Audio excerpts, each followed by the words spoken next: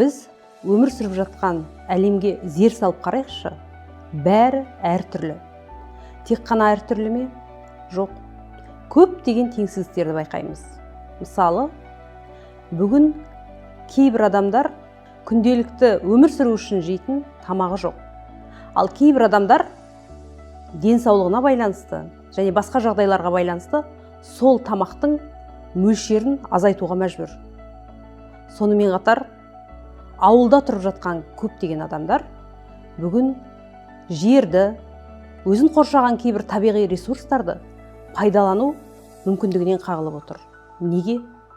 Себебі бізде кейбір заңдарда шектеуші нормалар бар. Сол себепті теңсіздікті қысқарту жөніндегі 10-шы тұрақты даму мақсатын тиімді жүзеге асыру аса маңызды.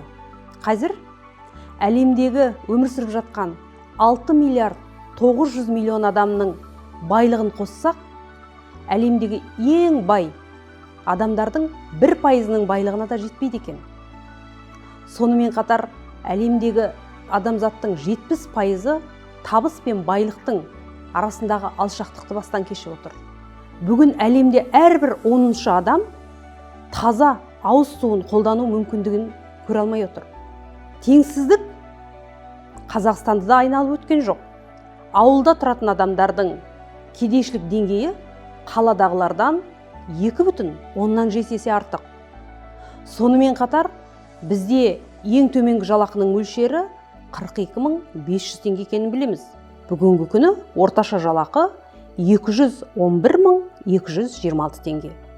Ең жоғарғы жалақының арасындағы үлкен алшақтық бар екенін көрсетеді. Білім алуға байланысты, денсаулық сақтауға байланысты және көптеген қызметтерге байланысты теңсіздіктердің де бар екенін байқаймыз. Теңсіздікті жою үшін ең әуелі білімімізді арттыруымыз, заңдардың дұрыс орындалуын қадағалауымыз қажет. Сонымен қатар жақынымызға жанашыр болуымыз керек. Сіздер мен біздер айналамыздағы адамдарды алаламай, жалпы қоршаған ортаның барлығына тең көзқараспен қарап үйренуіміз керек. Міне сонда біз болашақта теңсіздікті мейлінше қысқарту мүмкіндігіне ие боламыз.